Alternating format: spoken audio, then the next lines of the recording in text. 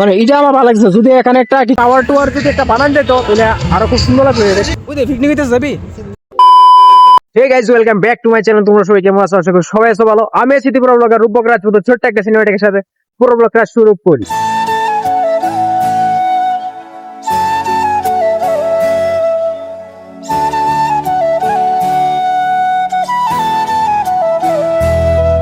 বছরের প্রথম দিন সবারই হ্যাপি নিউ ইয়ার। আর তোমরা নতুন বছর খুব ভালো কাটুক। আর আজকে একটা সুন্দর একটা ব্লগ হইতে যাইতেছে।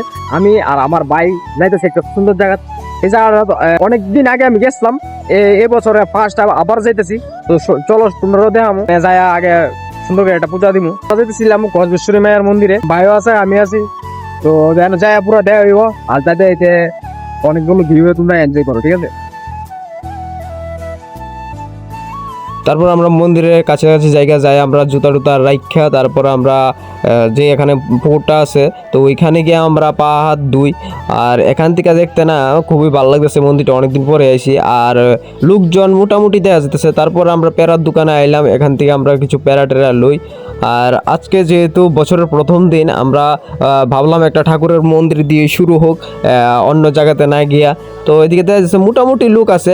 তারপর আমরা উমা যাইতে যাইতে দেখলাম যে প্রচুর লোক, এদিকে লাইনে দাঁড়াইতে লাগবো, যে মানে অনেক মানুষের ভিড়। তো আমরা এদিকে লাইনে দাঁড়াই গেছি। যেহেতু অনেকদিন পরে ব্লগ বানাইতেছি, তোমরা সবাই কমেন্ট করবা যে কীরকম হইতেছে ব্লগটি।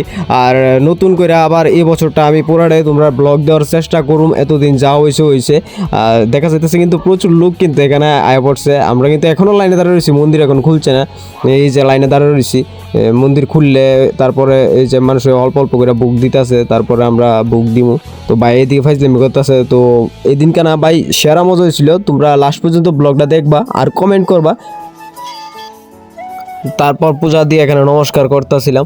তো এখান থেকে আবার ওই চরণামিত আর এখান থেকে একটা ফুটা লইতে হইব, কারণ মায়ের মন্দিরে আইছি, ফুটা না লইতে না।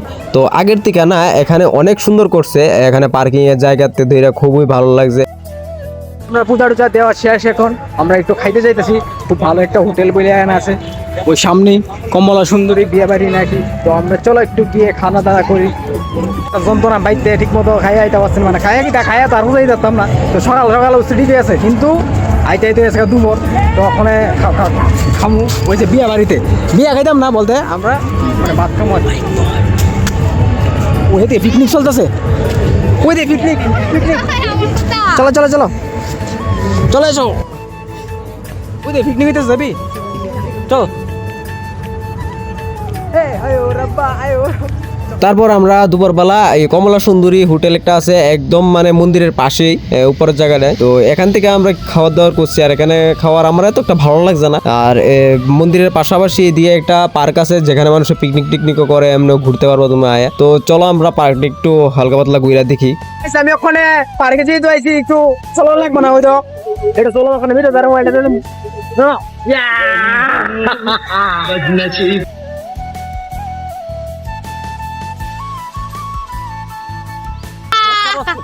নাহলে আমি সুন্দর করে নামলাম, বললাম ড্রেসটা পরবো।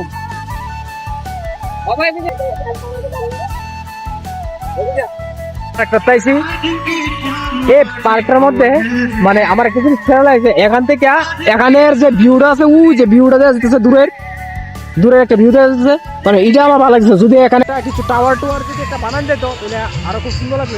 ওইখান থেকে ঘুরা আমরা এদিকে একটু হাঁটাহাঁটি করতেছি, দেখি কিছু কিনা যায়নি। আর পুকুর পাড়ের দিকে যায় কয়েকটা ফটো তুলুম, এটি আমরা ইনস্টাগ্রাম এবং ফেসবুকে সব জায়গাতে পেলেবা। আর বিকালবেলা এই জায়গাটা তাইলে খুবই ভালো লাগে। আর ওই যে বাংলাদেশ এদিকে দেখা যেতেছে, এদিকে রেল যাইলে কুচু যাইলে সবই দেখা যায় এদিক দিয়ে। আর আজকের ভিডিওটা এতটুকু, যদি ভালো লাগে like comment share and subscribe করে দিও। আর কমেন্ট করে কিন্তু